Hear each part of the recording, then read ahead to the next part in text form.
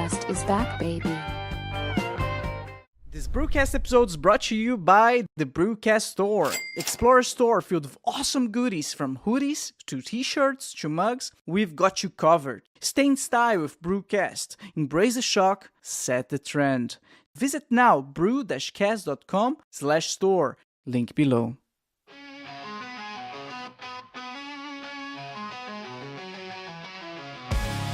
BRUCAST is back, baby. Feel the rhythm shake.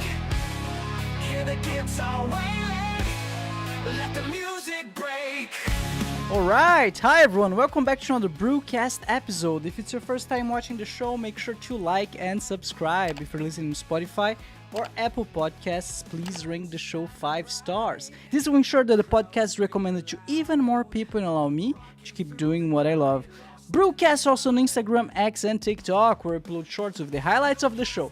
So follow now, BRUCAST on Instagram, X, and TikTok. Links on the description below.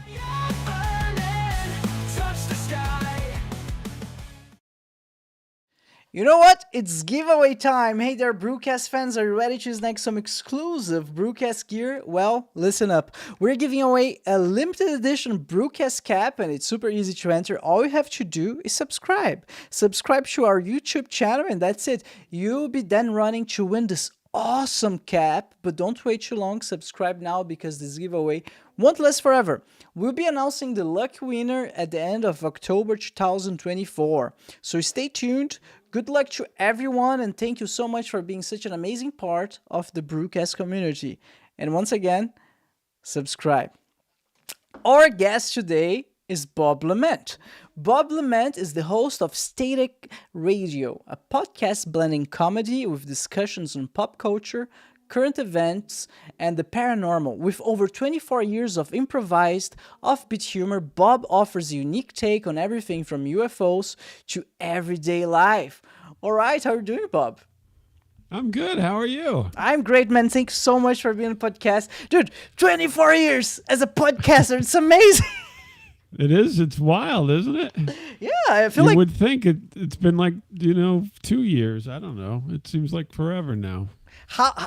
Dude, I don't know where even to start. Like, I feel like a baby, like, like the Padawan and the master, I don't know about that.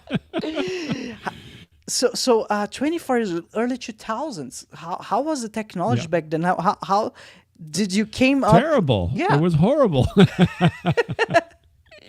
It was nothing like we have today. It was archaic compared. Yeah. I mean, and no one's going to remember this, but we used a thing called Real Audio, which was an old program that at that time allowed you to put audio on the internet because MP3 wasn't even a standard yet. So there wasn't even MP3s.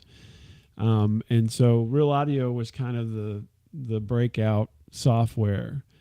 And it was expensive. I mean, I'm trying to remember, but it was like, I don't know, $1,500 a year, something like that. Yeah. I only lucked into it because I was working at a place that had it. And so I just kind of co-opted it for my own personal, reasons. Chances are if that hadn't happened, I probably wouldn't have started that long ago because it was so expensive. So I just happened to luck out that I had free access to, some services that most people didn't have access to. I had access to a web server, which again, back then, most people didn't have a website or have access to that. And then I had access to this Real Audio software. So it just kind of happenstance. And then I have the whole idea for this show came from when I was in college. I went to college with my co-host Miles, and we did college radio at the time. And we did a show that we called Static, and at that time we played music, and then in between playing music we would talk about weird things. And then once we graduated, I'm like, you still want to do this? I have a way to do it on the internet. And he's not terribly technologically savvy. And so he's like, yeah, if you want to figure it out. And so I'm like, yeah, I've got to figure it out. We'll do this. And so then we just started recording ourselves each week. We dropped the music because of Napster. This was in the days of Napster when everybody was getting sued. And so we just did the banter, the talking, and we've always, stilted, kind of skewed towards talking about funny stuff that's happened and things happening in the world, and always kept a real humorous bent to everything. So that's kind of how it all started. But and then we just kept going, and that's the weird part is, you don't have continuity in your life, or other than your parents perhaps, that much continuity in your life for a lot of things. Maybe a marriage, I don't know. Are you married? Wait, no. No, of course not. But yeah, so that's what and we just kept doing it. We just enjoy, I joke that it's a 20 plus year conversation that just happens to come out on a weekly basis, and you get to listen to it. That's amazing, man. I mean, if you're having fun, why stop, Yeah. right? Yeah. Exactly. That's right, and it is fun. And I always thought I thought we would do it for a year, and then that would be it. But it's gone on because every time it's still fun. I mean, every once in a while it's no fun, but not very often. So I know. that's what happens. I know what I mean. Like people now that I'm doing this whole thing as well, people are asking, "Oh, you found your new career? Are you like a new podcaster full time?" No, like, dude, I don't know. I'm having fun, and that's what matters. As long as I'm having fun, I will keep doing it. Because then there's passion. There's you feel lucky. You feel lucky. Yeah. And, yeah. It's perfect. So going back to the early 2000s, though. How would you distribute your podcast back then? Because you mentioned like you discovered the internet at the same time that you had this idea, or after? Oh no, I had my work. I worked doing websites and things like that, kind of, I don't want to say part time, but that wasn't my full time job. But the internet was all happening, right? So I was interested in that, and I was involved in little projects for work that involved websites and things like that. And so I just got more and more interested in it, and I thought, well, this could be an outlet, because there was no RSS, there wasn't anything like that back then. And so as far as distribution go, we just put it on the website and hope that people would come by, and they did. I mean, that's the weird part, is just like anything kind of early days like that, you have a certain subset of people who are really interested in stuff, and they will find it, because this is before Google. There wasn't even a Google, right? What? You couldn't Google it. No, this is all before all that. So there was Yahoo, I think, and Excite, if you can remember that. But yeah, no Google, no. Well, okay, since 96, I guess there was Google, but nobody knew about it in 96, because that was a research project then. But yeah, so Yahoo, I think, was established at that point, and Excite, I remember. So they would find it via that, because these were still, kind of young search engines. Because this was 99. We started in 99. And, but yeah, so we didn't, it wasn't like we had a lot of people listening, but it was fun. And it was just kind of like, if you've ever, you're like, I'm just going to throw it out there and see what happens. And that's what we did.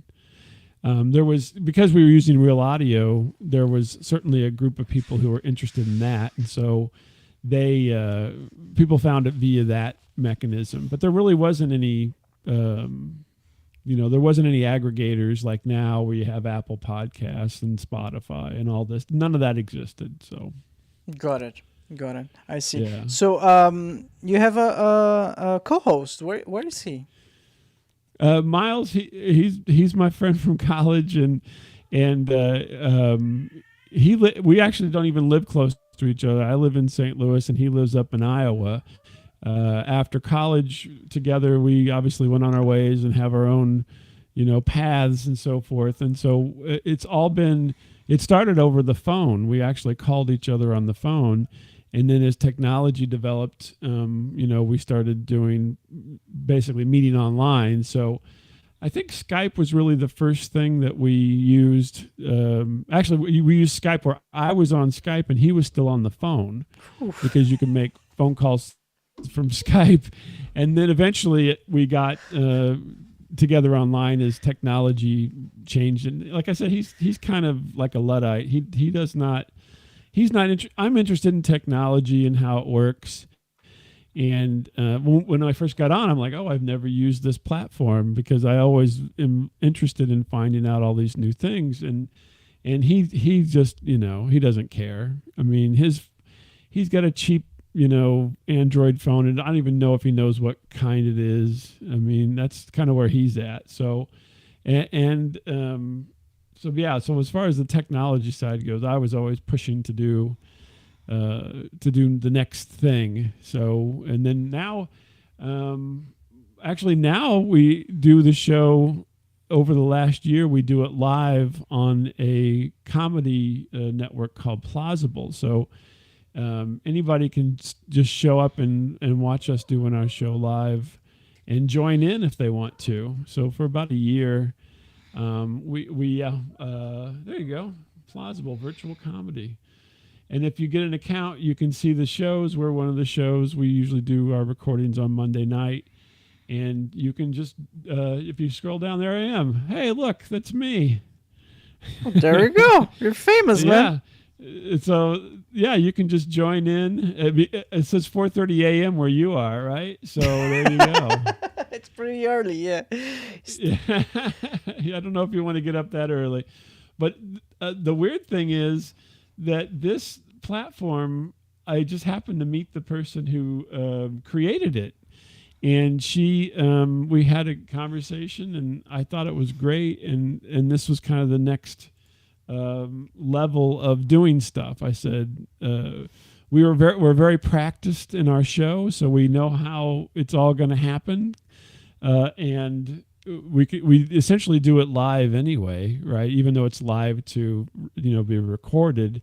I'm like, let's give that a try. So it's been it'll be a year, I think, coming up in February or something, that we've been on the platform, and people stop by, and typically we tell our stories and talk, and then at the end, whoever's in the audience who wants to share, we bring them into the conversation, sometimes in the middle, sometimes at the end, whenever. It just kind of depends. Oh. But it's kind of fun. It's very fun, right? So it's interesting to interact with in essence, strangers who happen to be on that platform. So, yeah.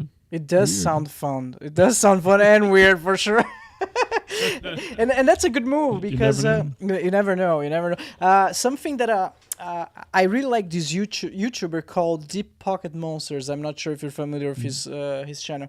And no, he's like really into Pokemon cards, but that's not the point. The point is, one of his like mantras is like, we before me.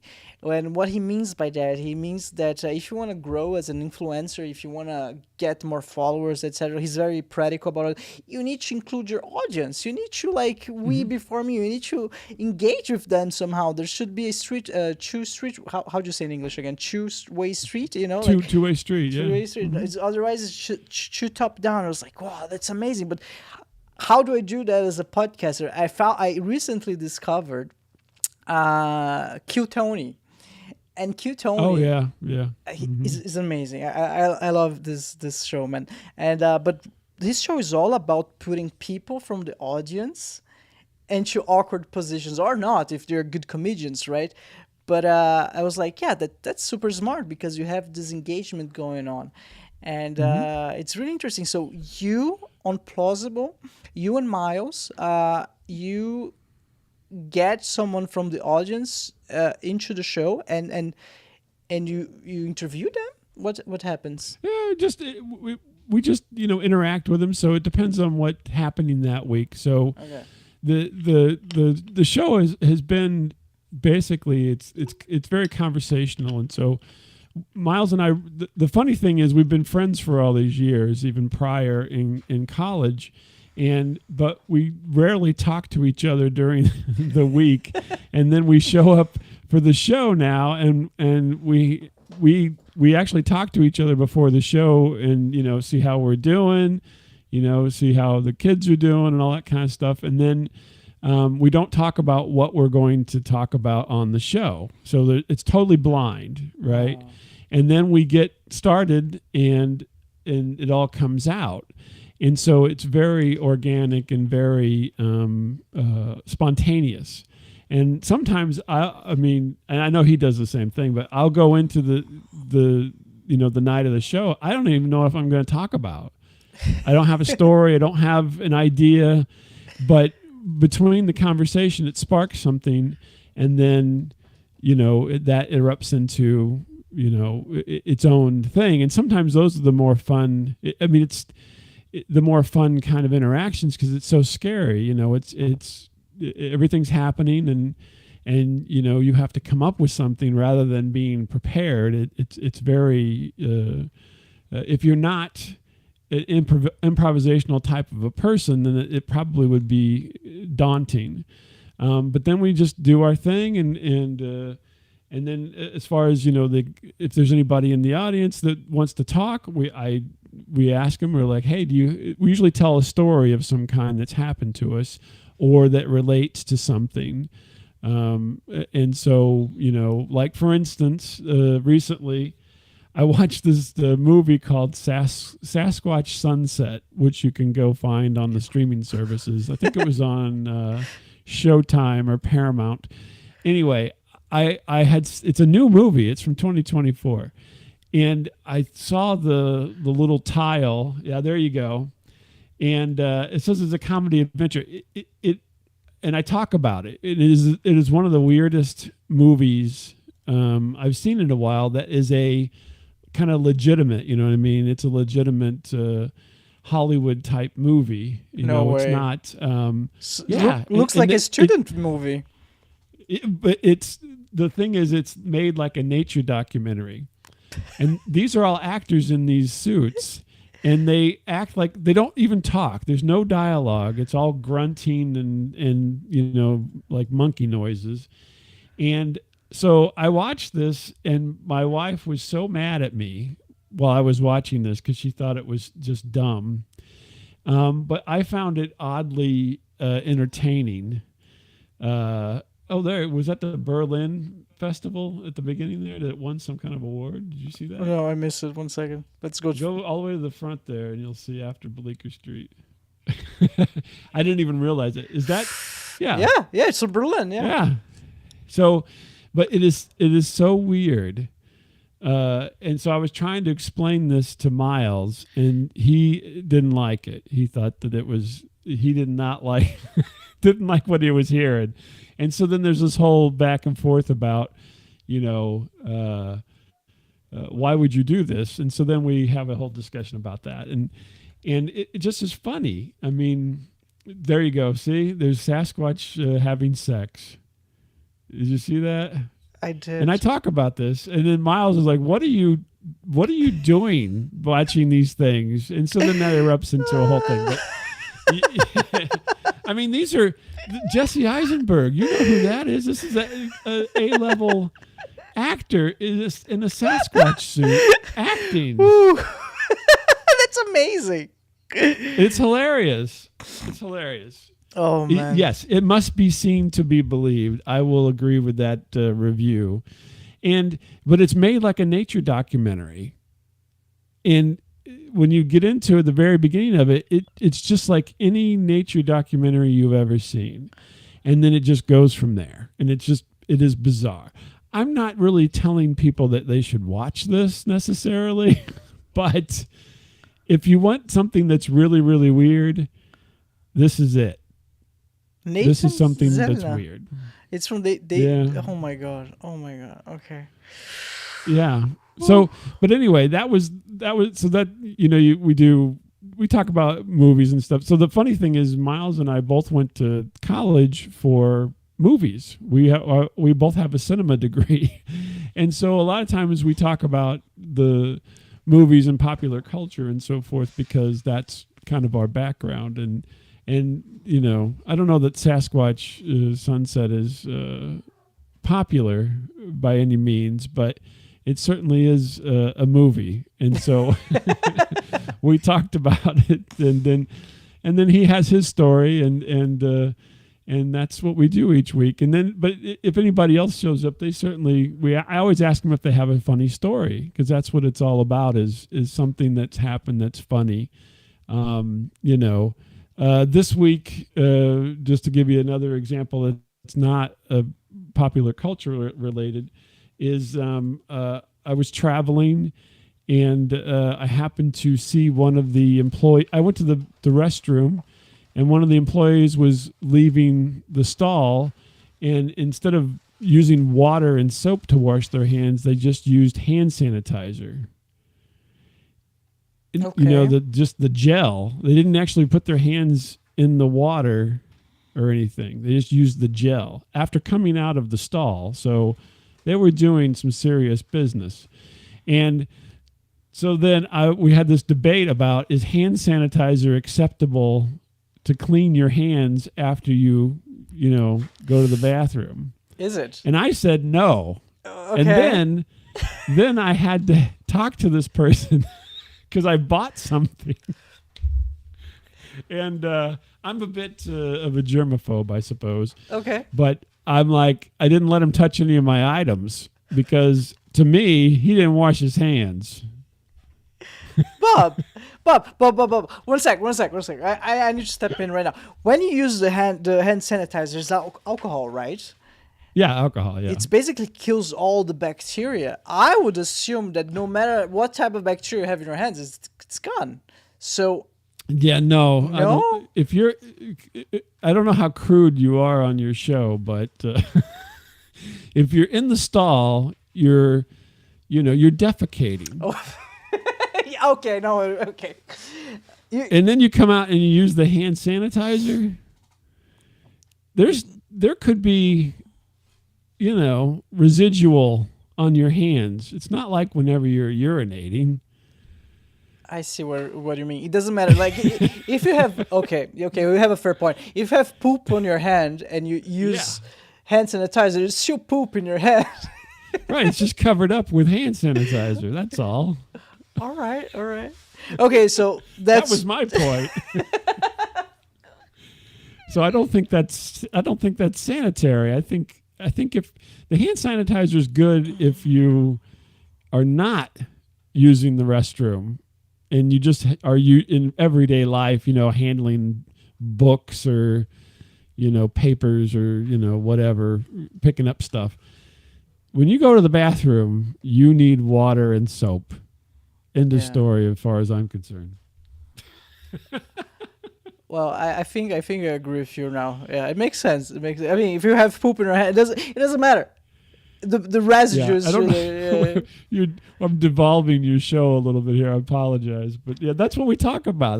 That was my experience, and so I was like telling him, I'm like, now I see this person, very nice person. There's nothing wrong with this person, but their choice of cleanliness to clean up their hands was not the choice I would have made, and I happened to witness it.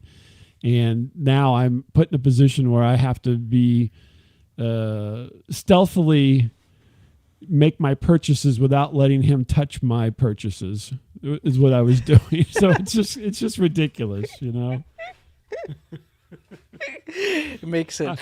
I'm holding stuff up. I'm like, just scan it. No, you don't need to take it. Just scan it. And but I couldn't tell him. I'm like, hey, I just saw you in there. Just use sanitizer, and you didn't actually wash your hands. Oh, you brought it up? You brought it up? No, I did not. I couldn't do that. I'm not going to do that in polite society. But in my head, that's what I'm thinking. I'm thinking, this guy, I don't want to touch any of my stuff. Because now the terrible thing for me in my thought process is from now on, I'm gonna be scrutinizing everybody. Are you a hand washer or are you a hand sanitizer? Because now all people have been divided into two groups now for me because I witnessed this.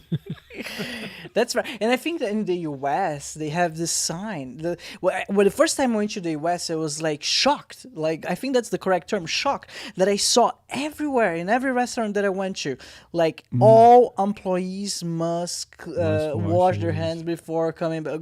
I was whoa. Like, it's such a big problem here that employees do not wash their hands. Right, exactly. Is it a law Who to are have these this? people, Yeah, right? I was like, what's going on? Should they be employable? That's my question. If you can't figure out you need to wash your hands after you've been in the bathroom, then maybe you shouldn't have a job. I don't know. It's Maybe kind that's of too weird. harsh. It's kind of harsh. But I need to be honest. The first time I went to that I noticed all of those signs, I was in New York. I'm not sure if you've been to New York, but I think it's kind of a special place. It was very how to put it. It was a very memorable experience. The few days that I stayed there, first I got shocked with those signs. I was like, who are those people? Right. Who are these? You're going to be shocked because they're all over the United States, unfortunately. Oh, my They're God. here in St. Louis, too. So, Okay, I think it's a law. yeah, it's all over. Yeah. Yeah.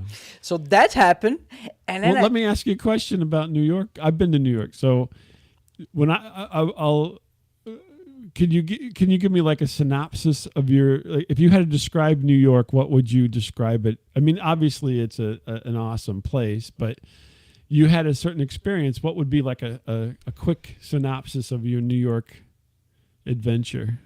Oh, memorable. That's for sure memorable. That if I had to summarize in one word, intense and memorable. Intense? See, whenever I tell people, I mean, I enjoyed going to New York, but when I tell people, here's what I say. I say it smelt like piss and garbage. That was the two things I was that being I polite, remembered about. Because they were having a garbage strike, and so there was garbage all over the place, and it smelled like urine. If you didn't smell the garbage, you smelled the urine. For whatever reason, to me, it was a total assault on my olfactory senses, and that's what I remember about New York. I mean, it was beautiful, the buildings and all the stuff, and it was quite magnificent. But everywhere I walked, garbage and urine. Unfortunately. I need to go back, man. I'm sure they. No, I won't say that. I don't know. Maybe it's still the same. Who knows? Yeah, I was in Manhattan. I was down Times Square and all. Yeah? That. I wasn't like in the bad parts of New York. I was in the parts where everybody goes. Oh my goodness! I'm sorry, Brew. This is. I feel like I've brought you down a little bit. We should talk. No, it's fun. Nice things. I'm having fun. I actually was about to ask you about San Francisco. Why don't you go even lower? I heard. No, I've been there too, and Yeah? no, but San Francisco. The only thing that I liked San Francisco. It was the thing about it was that they had a lot of homeless people, and it's not their fault or anything. What's up with that? I just hear this all the time, like on the podcast and on the news. Like, what's happening? I'm assuming. So, I've been fortunate to travel quite a bit in around the United States, especially. But it seems like all major cities, especially if they have a climate that is a little bit better, right, warmer climate, there's a lot of homeless people, and I think it's just because it's a big city, right, and it's not too cold, and there's people go there, I think, for opportunities, and then sometimes it just doesn't work out, or they fall into the drug scene or what have you, and then next thing you know, you're just living on the street. But as far as San Francisco goes, it was great, except for the every once in a while there'd be a lot of homeless people, like all in one area and so forth. So Did you see this Yeah. homeless guy who actually built his house like on wheels? yeah. The funny thing is, I've actually go to Los Angeles. Yes, that's in Los Angeles. Oh, that's in If Los you go to Angeles. Los okay. Angeles, you'll see those things, not necessarily on wheels, but they'll be up against fences. They'll just tie a tarp to a fence. And I mean, this is like $1 million home on the other side of this fence. And there's a tarp there and a homeless person living on the sidewalk. It is the most bizarre, things. If you're not, used to that, it's like, what's going on here? And Los Angeles is another one of those areas. It's very nice weather, and so there's just a lot of homeless people, and it's not just in where people would say, "Oh, that's a bad area." No, this is everywhere. I mean, you can see them. There's the the Chinese theater, and over down the way there's homeless people all over the place. So it's not. It really is an epidemic. I mean, honestly. In New Orleans is the same way. I went to New Orleans. Really? You're walking through, you're walking down in the, by the, what is it called? The beignet place down there. Homeless people everywhere. So, yeah. Oh man, This is, now we took a turn, didn't we? We went really into the serious stuff here. damn. That's unfortunate because I think Yeah. that there's a house crisis all around the world. Yeah. I saw that in Germany they're testing 3D printed houses, and they're like, this will solve the housing problem. Right. Yeah. I don't know about that, because from what I've seen, the houses that they print is way cheaper for them, but then they charge the same amount for the people who are buying them. So Right. It's not going to solve. I mean, it's what's going to, that's not going to be the solution. It's just going to be another variation of a house. I mean, yeah. right now they're expensive because the equipment and so forth is brand new. And so it's expensive, but it may bring the price of a house down, but that still remains to be seen. I mean, we'll see what happens. And part of the problem is not the house, right? There's plenty of housing. It's just not affordable, or, you have this incongruous thing where you have a person who's living on the street. Some of them are perfectly happy to live on the street. They don't necessarily want a house. I mean, they have a huge amount of freedom. Yeah. And that's, what they know. I mean, some of them are not having a good time. I'm not saying that it's fun, but I'm just saying that some of those folks don't want anything, they get by. So, Yeah. that's the weird part. You can't just throw people, you got to have a house. It doesn't work like that. People want free will, so they'll do what they want. Bob, I'm sorry, but I need to turn the conversation in another direction for a second. No problem. I Think it's a good idea. There's something on my mind since the beginning, and I need to ask. I'm sorry. What's up with the character? What's the character's name? It's Bob. It's you. It's me. Okay, Yeah, okay. it's me. So the characters came about. It's been a while now. I can't remember how long now, but so the characters came about a while back. We have a person who had listened for a long time, and they always said you should make a cartoon of your conversations.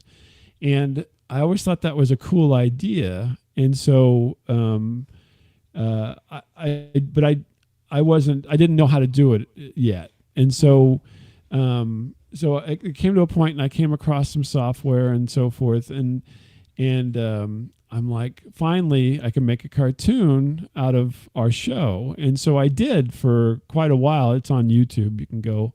So if you see, there's me at the desk and everything, and then there's kind of a lightning bolt, and there's a little green something on the one side. Well, whenever it was both of us, that was Miles. He's in a lazy boy chair, and he's a snowman. And so, but it's really hard. So I have a setup to where this is all happening in real time, right? Okay. And if I could, if he could handle it, and I could give him a setup like this, we would do this every week. But what happened was, a number of years ago, I was animating the show, but I had to do it after the fact. So I had to record everything on 2 tracks and then match get the sync for the mouths and do all this work. And so it was taking an incredible amount of my time. And so I got tired. We did it for, at least 6 months. And then I went on vacation. And when I came back, I'm like, I'm not doing that anymore. It's too much work. Only because he doesn't have all the equipment and everything, and we're not close to each other to where I could help him to do it. You know what I mean? So we scrapped it, and then I started doing being a guest, and I said, okay, this is my guest, right? So then that way I become the cat for all my guests. But now I'm the cat every week myself, but then Miles is he doesn't have a character right now because he doesn't have the we're working on that, but the problem is I had to get him to work on it. He's not a super motivated person, so come on, Miles, the fans are waiting. Miles, I had some ideas for him. I'm like, or you can come up with an idea, but to do something that he can do on his own, and so then so I've been the cat character now for a couple of years on our show, as well as whenever I do something else, and it just makes it easy for me, and I think it's interesting. So this is not a off the shelf avatar that you'd have like in Zoom or something like that, right? There's a certain quality, I think, to it, which is very cartoony, and that's really what I like about it, is that it's a little bit different, and it's a little bit it's interesting to me, and I've kind of grown to like the character. Uh-oh. Took me a long time to get around to it, but probably about 10 years or 15 years. Miles, are you back? I think we lost you for a second. Oh, I'm here. Oh. Okay. Sorry, everyone. We're back. Yeah. Hi. It went dark for just a minute, but we popped back up. All right, so it's safe to say that you were the first VTuber ever, right? Is that the term, VTuber? I know there's a lot of anime girls doing that. Oh, I don't know. That's a good question. Yeah. I have no idea on that. So yeah, I saw that on Twitch. Like, that's the new thing. I don't know. Like, on the internet, the new thing is like, if it's from yesterday, it's not new anymore. So I think from 1 year or 2 years ago, like, there's this really trending things like being a VTuber. And there's all of those chicks that they just pick the most sexy and beautiful anime girls, and they just do their content like that. I'm not very familiar with that, so I won't say that much.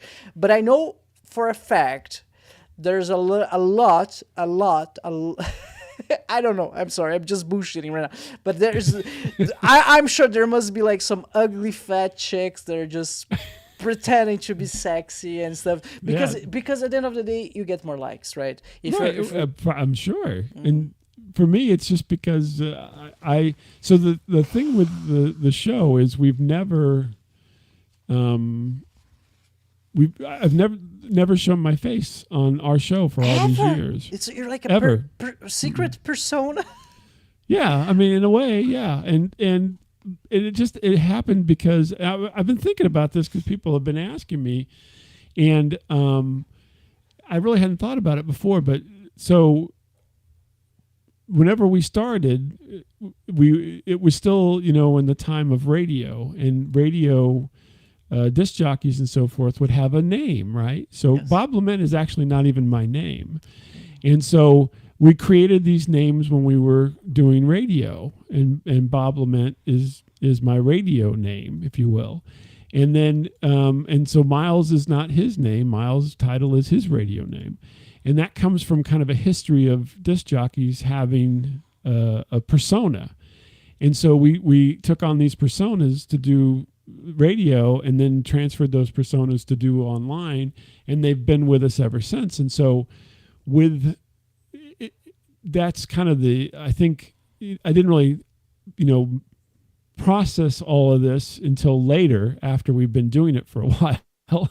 And but I think that's where it comes from. It comes from kind of a history of that. So where you really didn't want to see the DJ, right? Because the DJ is not necessarily the best. They're not a movie star. They're a DJ. They have a voice. They don't have a face, right? Or if you've ever heard that old saying, you have a face for radio, which means you're ugly, but you sound okay. And so we've pretty much come from that. And so then that's where these personas come from. And so I always tell people, I'm like, if you and I were to meet on the street, right? We were just happened to be at the same place at the same time,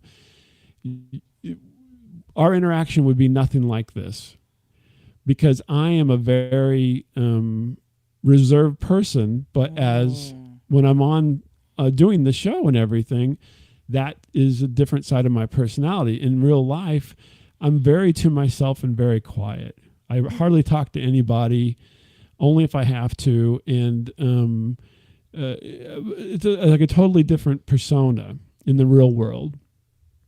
Miles, on the other hand, is actually probably more gregarious in the real world than he is on the show, which is funny. We're kind of opposite like that. But he is whenever we hang out together, which doesn't happen that often. I mean, he talks to everybody, knows everybody, and so forth. And I'm, the quiet, who's the weirdo, quiet person with you, and that's me. I don't really interact, and in fact, I don't like crowds, and I don't like to go out into crowds and stuff. And he loves it, and so it really is quite an interesting, difference for us personally. But then when we're on, talking and so forth, then that's part of the, the show part of it, right? So I can't just sit here and wait for you to ask me a million questions, and I answer them with one word, right? That's not going to work.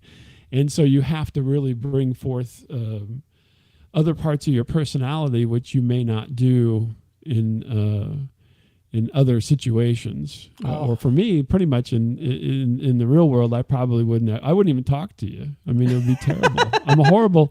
I'm a horrible person in that regard.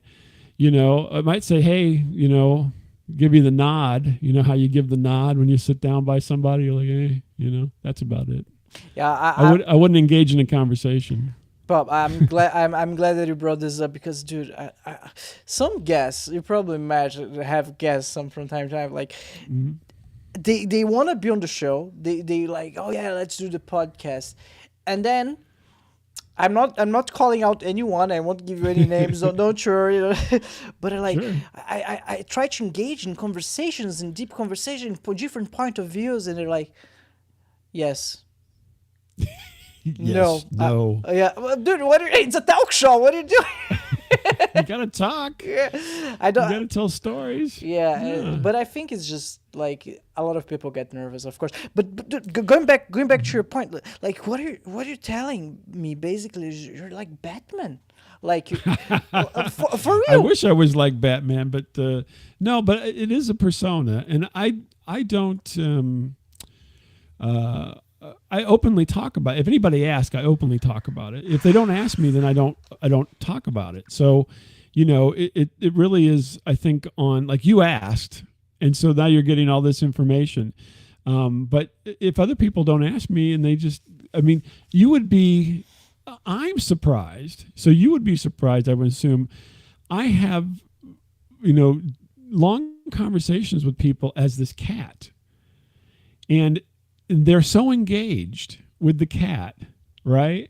And we get along, and then at the end of it, they go, I can't believe I'm sitting here talking to this blue cat for an hour because it's not normal. But when we start talking, it becomes normal, right? Yeah. And so I just find that fascinating, and there's been times where I've been on another show and that no one even mentions it. Really? They don't even say what's with the blue cat? Like you were curious, right? I have popped on and they just talk to me.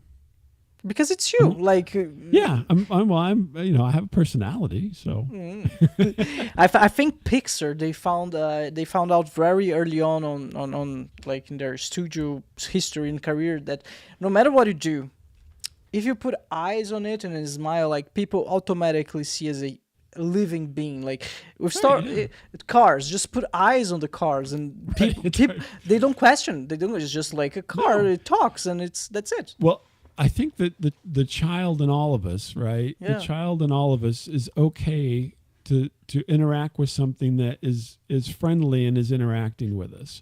So like, that's why the Muppets, were so popular and so forth. So it's the same thing. It's like I don't look evil, right? I just I'm a cute cat here, and I'm not talking menacingly or anything to be mean. And it's just a nice, a nice, cute cat that I'm talking to. And people fall right into it. It's it's interesting. I mean, it would be, it's kind of like a social experiment in a way, accidentally, just to see. Because I was just thinking, because sometimes people don't do their homework. And then I show up on their show. Most people, I would say, like, 95% no problems. 5% have been like, are you going to be this cat the whole time? I'm Really? like, yeah. Why do they And have they're a like, problem with we that? can't do that. We're not doing that. Why? I'm like, okay, no problem. Assholes. Why? I don't know. Because Come they on. don't like it. Hey, I'm gonna tell you something. One of my most popular guests, Layla London. So she is very much into sex stories and discovering her own libido and sexuality, stuff like that. And for that exact same reason that she's talking about deep personal stuff, she decided that she would never reveal her face. And turns out, like, as we talked on the show, I believe, and I think she also believes now, that part of the huge success that she's discovering right now, like not only because she's a good communicator and podcaster and her stories are interesting, is because she never revealed her face. So there's a touch of mystery there, and mystery. Yeah. people love mystery. So yeah. No, I think so too. The other thing is we started our show so long ago that I've had children and they've all grown up, and so I didn't, we talk about weird things and so forth, and I didn't want that to be a burden on my kids either. So I think that's the other reason I've kind of kept the persona all these years. And now it's just second nature, it is what it is. So, Bob, talking about mysteries and weird stuff, I do think we share interest in common. And it's related to that picture that you have in the back of your room, the blue, the little green guys there. So I'm a huge UFO guy. Yesterday I spent about 1 hour and a half watching those crop circle documentaries. Okay, I love those. Yeah, I'm like really into it. So I think I don't need to ask you, but do you think aliens are real? Yeah, of course, right? Yeah. The pictures I've taken all the pictures behind me. You can't see all of them, but the alien one is from Roswell, New Mexico. I went down to Roswell, and that's at the UFO Museum in Roswell. Yeah. And then the other one on the other side is Stonehenge, and I got a picture at Stonehenge where it's small for you, but I somehow managed to get a picture where you can't see all the people that are there that day, which was great. And then above my head is a picture from Van Meter, Iowa, which is a cryptid site for a thing called the Van Meter Visitor. It's not on frame. I'm sorry. What's that? It's out of frame, right? It's you can't see that one. It's above my hair there. But yes, I do think that there's aliens, and I can tell you a UFO story if you want to hear it. Let's go. Let's go. Let's go. So I too have been interested in the topic for a long time, And, you know, even as a kid and so forth, would read a lot of books and watch all the shows and all that kind of stuff. But in 2000, in May of 2005, I was outside my house, swinging my children on the swing set. And this is at like 4:00 in the afternoon, broad daylight. It's not dusk. It's not, it's just a really nice day in May. And I'm swinging the kids. And at the time, my son was young, and he liked airplanes would go overhead, and he was little, and I'd say, look, there goes an airplane, right? And because we actually at the time we lived near an Air Force base, and at times a lot of airplanes would go overhead. So we're swinging and so forth, and I'm kind of looking up to see if there's an airplane, and then I would say, hey buddy, there's an airplane, and he would look at it, and laugh and think that was interesting. And that's all I was doing. I wasn't looking for anything else. So I look up and I see a sphere flying overhead, a ball, a metal sphere. This is in 2005. So, I'm just shocked. This is something that I've never ever seen. It's not a plane. There's no wings, right? There's no nothing like a plane. It literally looks like a giant silver ball in the sky, and it seems to be, to me. I mean, I don't fly or anything. My cat wants out now. I have a cat in here with me. But just give me a second. Of course, no problem. Damn, a metosphere. From what I know, everyone, a lot of those UFOs are like spheres. Like they're different types of shapes, right? Yeah, all types of. I'm sorry, I had to let him out, but because he was going to keep crying. This metal ball in the sky. Now, in 2005, I hadn't read much about spherical UFOs, and so I watched it, and it went basically I caught it out of the corner of my eye because I was watching for planes. It seemed to be at about the same height as a plane, which is around 10,000 feet or something. And it seemed to be, this is all guesstimating. I'm not a pilot or anything, so this is all from a layperson's perspective. But it seemed to be about 4 times the size of the jet in the sky, right? The airplane. So, but it was not long. It was a ball. So if you can imagine the front end of a plane 4 times as big. And it went from southeast to northwest over my head, essentially, in maybe about 35, 45 seconds. I just totally lucked out to be able to see it. If I had not looked up at the time I looked up, I would have never seen it. No noise. No, I saw the front of it. I saw the back of it. Perfectly round, looked like. I could see it going in and out of clouds, right? So the clouds would be in front of it and behind it. And it went off to the northwest and went out of sight. And I was just shocked. My kids didn't notice it. I didn't say anything to them.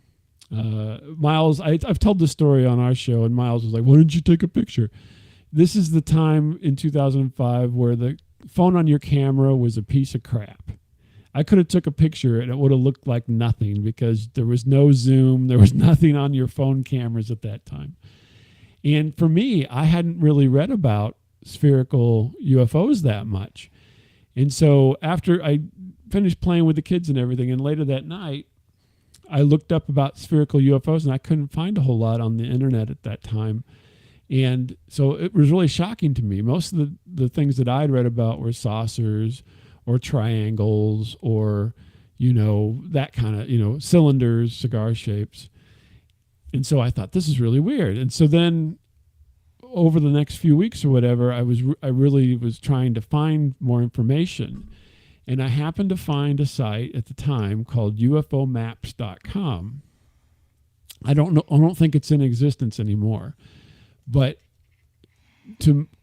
thankfully, I found on UFO maps they were dropping pins on maps for sightings, and somebody in the town not too far away said they saw a sphere in the sky on the same day around the same time that I did. And so, yeah, it was really weird. And, even though I've been involved in this, it was one of those things where it was like, for me, that was the confirmation of things. There are things, right? I didn't see any people, some people, nothing beamed a thought into my head, which is people ask me that and so forth. I just saw it and it went by, and it's like we don't have any ball-shaped planes or anything that I'm aware of, at least even back in 2005. And so it was one of those confirmations of like, weird things are out there, and you just have to be paying attention. I have a friend, his name's I call him Dr. J, and he is a psychologist. And so I was telling my friend Dr. J about it, and he's like, "Oh, Bob, you read about," because we talk about this stuff, and he goes, "You read about it and so forth, so you just manifested this in your mind." And I'm like, "Dr. J," so here I'm telling the doctor, right? I'm like, "I have been interested in this for my whole life. Why would I wait until now to manifest this in my mind? I would have done it when I was a kid. It made no sense." But he doesn't believe in all this stuff. And so his mind and so forth went to me, fooling myself. And I'm like, I wasn't even thinking about this kind of stuff. I was just playing with my children and trying to point out planes to my son because it made him laugh. And it happened. So it's the weirdest thing. I wish I would have had more experiences, but that's my only one in that realm. But it was a good one because it happened during the daytime. It wasn't a light in the sky. It looked like, to me, a solid object, and it flew with determination. It wasn't, a glider. I don't even know what it could have been because it was a ball.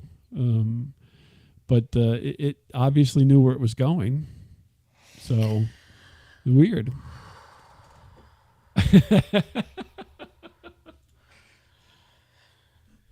Dude, so you mentioned a jet. There was a jet following it? No jet. I'm saying I was looking for airplanes, and some had been over during that time that we were swinging, but not at this point, no. So there was no jets following. It was just all by itself. A ball in the sky, a lonely ball in the sky heading northwest. That was it. How fast was it? Was it or like? Yeah, like I said, it took a little bit. So it took like 35, 45 seconds to get from essentially horizon to horizon. I caught it after it had come over the, in the distance. I saw it closer to me than when it went away, but about 45 seconds. So it was traveling fairly quickly, but it wasn't like, hypersonic or anything. It was traveling at a pretty fast clip across the sky, but not fast enough to where I wouldn't notice it. Yeah, it wasn't a balloon either. People said that too. It's round, it's a balloon. No, because the balloon doesn't go across, from horizon to horizon in 45 seconds. Oh, what a balloon does. yeah. And it wasn't a balloon anyway, but yeah.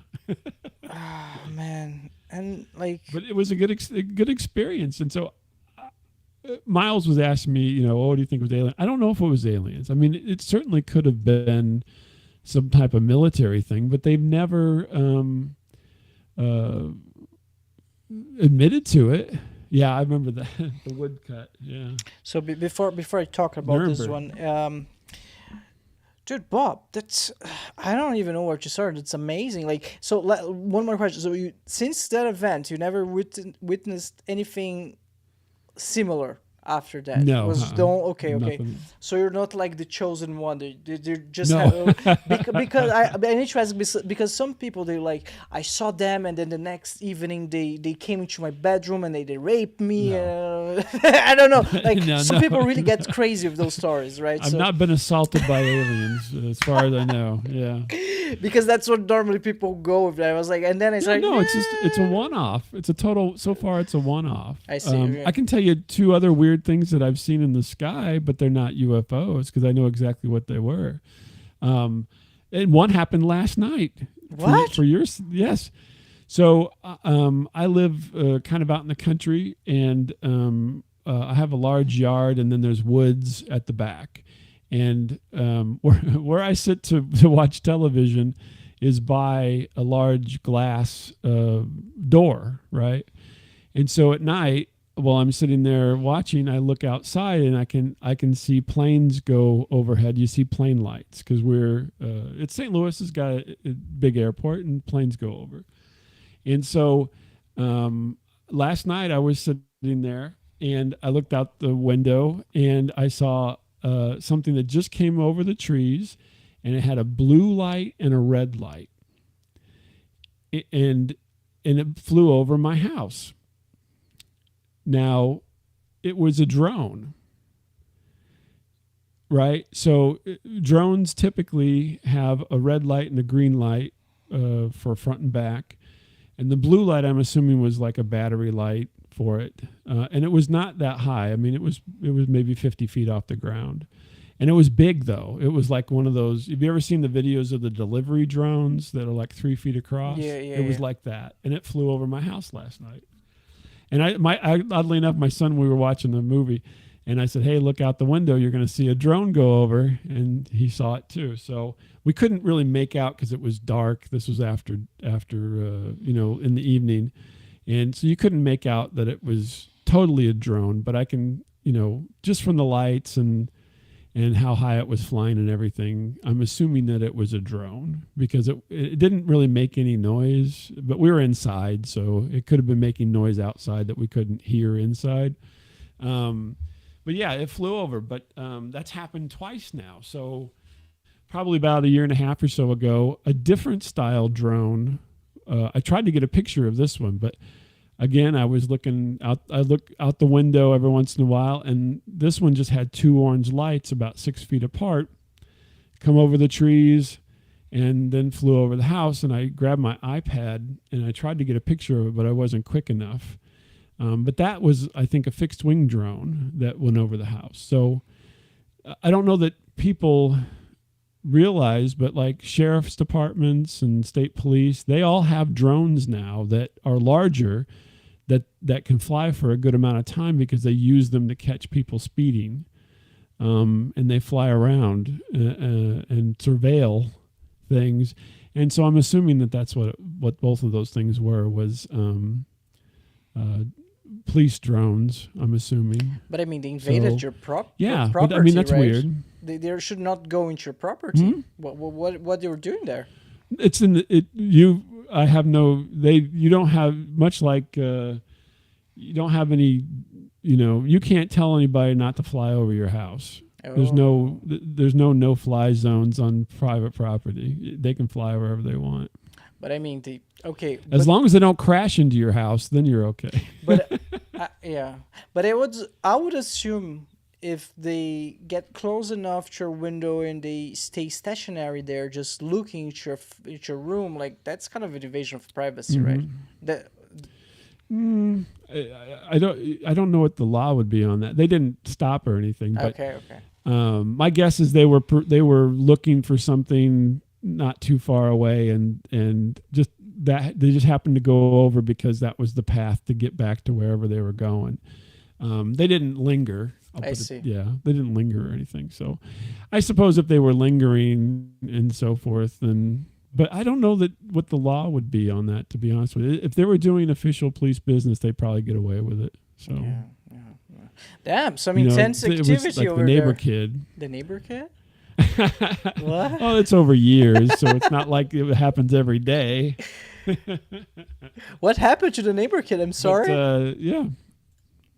No, I said it doesn't happen every day. Okay, okay, But okay. I'm saying if there was a neighbor kid who had a drone and was flying Oh, and yeah, looking yeah, in my okay. windows, I probably would. I probably would shoot it. Just shoot. The most American answer, just shoot it. Dude, I love it. I love it. Well, I mean, you could. You could, yeah.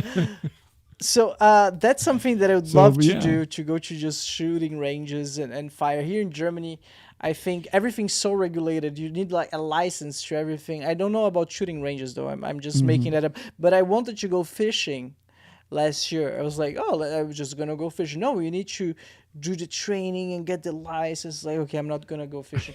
Then I'm gonna do something. I'm gonna go. There's a city nearby called Hanover where they have a canal with like some artificial waves, and you can just pay a fee and surf there. I was like, that sounds fun. I never did that before. Oh, yeah. I'm gonna give it a try.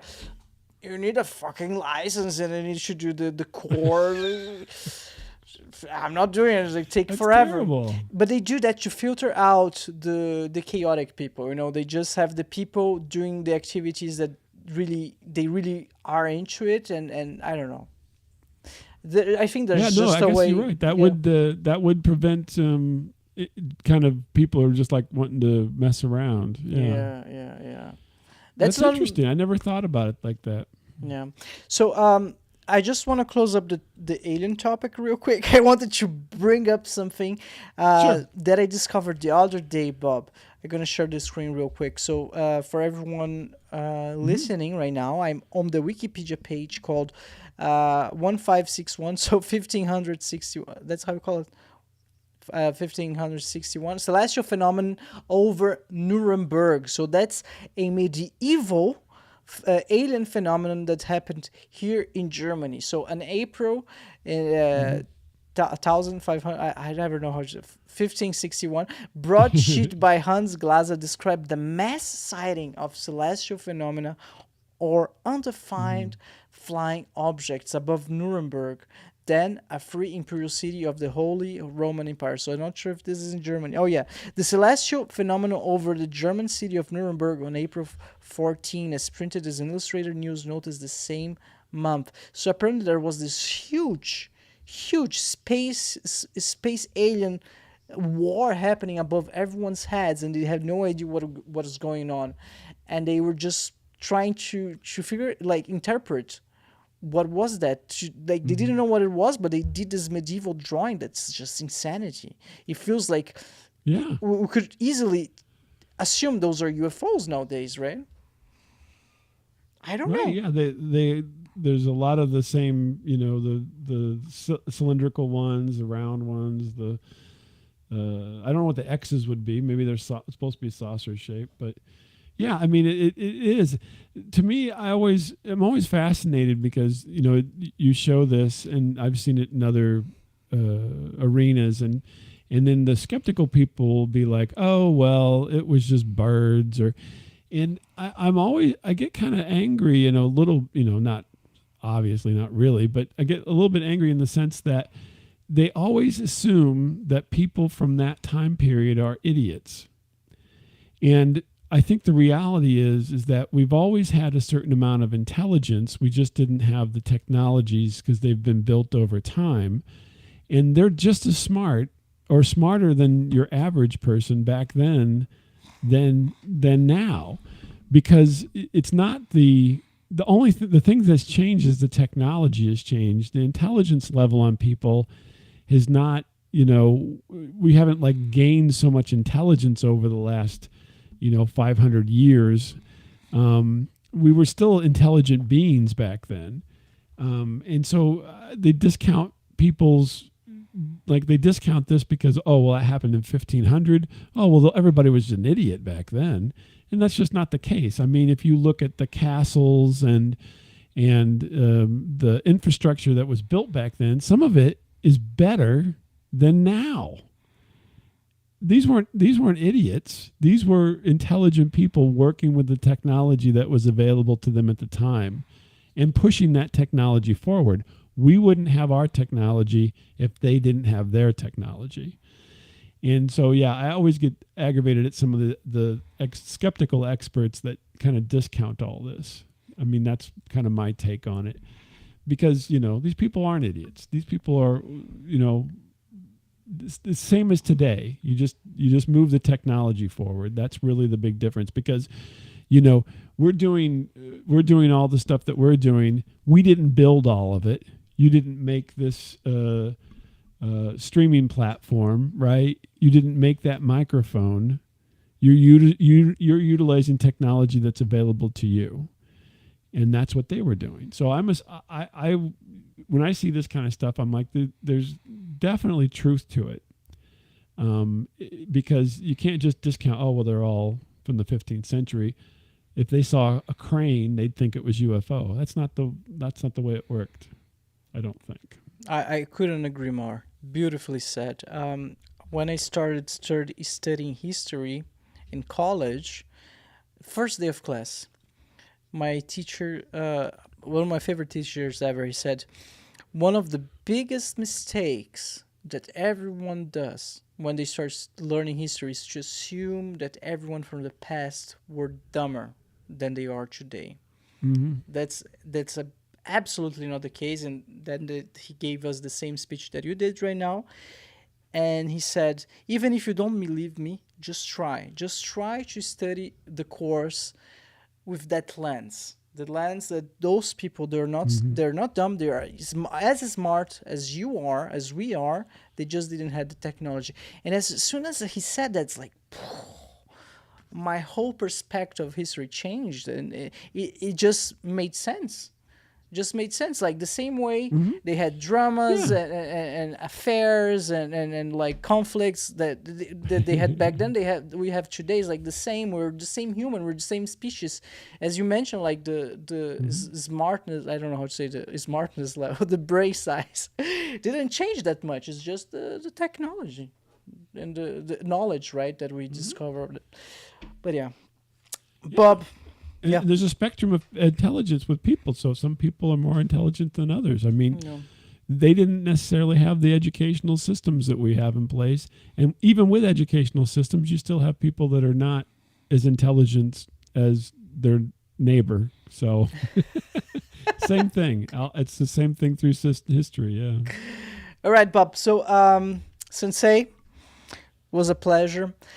Could you please remind everyone where they can find you, they can find your show? Please share your links with us. Sure. So if you're interested in hearing some stories and funny stories, they're not all Sasquatch stories or movies about Sasquatch, but anyway, you can come to staticradio.com or at Static Radio on most of the socials. Beautiful. That's it. That's it. We're going to make sure to leave the link on the description below. Bob, do you have any final remarks, anything else that you'd like to say? Oh, it's been a pleasure, and thank you for having me. And I'm so fascinated in this day and age, right? We never would have dreamed of when I started doing this that I would be able to have such a great conversation with somebody from another country, and this has become so seamless that here you and I are from two different countries having a fantastic conversation about all kinds of things and good laughs, and it's happening, and that's what makes being in our time right now fantastic. I'm looking forward to whenever we can beam ourselves all over the world quickly, and so that everybody can experience all these great places rather than having the distance between us. But that's in the future. This is what we got now, and it's great. Thanks for having me. Thanks, Bob. It was a pleasure. All right. Hey there, Brewcast fans. Are you ready to snag some exclusive Brewcast gear? Well, listen up. We're giving away a limited edition Brewcast cap, and it's super easy to enter. All you have to do is subscribe. Subscribe to our YouTube channel, and that's it. You will be then running to win this awesome cap. But don't wait too long. Subscribe now, because the giveaway won't last forever. We'll be announcing the luck winner at the end of October 2024, so at the end of this month.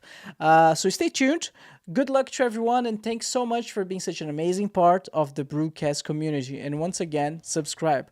Thank you, everyone. See you next time. Bob, again, was a pleasure. Bye-bye, everyone. All right. Thank you so much for hanging out with us today. If it's your first time watching the show, make sure to like and subscribe. If you're listening on Spotify or Apple Podcasts, please rank the show 5 stars. This will ensure that the podcast is recommended to even more people and allow me to keep doing what I love. Check out now the Brewcast store, Explore store, filled with awesome goodies from hoodies to t-shirts to mugs. We've got you covered. Stay in style with Brewcast. Embrace the shock, set the trend. Buy now at brew-cast.com/store. Again, that's brew-cast.com/store. Link on the description below. Be a Brewcast model and get free stuff. We'd love to see how you and your loved ones enjoy Brewcast. Snap a picture of yourself, your family, your friends, or even your pets wearing Brewcast merch, or watching an episode of the show and send it to us and become part of Brewcast. We'll feature you and your pictures at the end of every episode, just like the ones you're seeing on the screen right now. You can upload your pictures at brew-cast.com/contact or tag us on social media. Alright everyone, it has been a pleasure. Thank you so much and see you next time. Bye bye.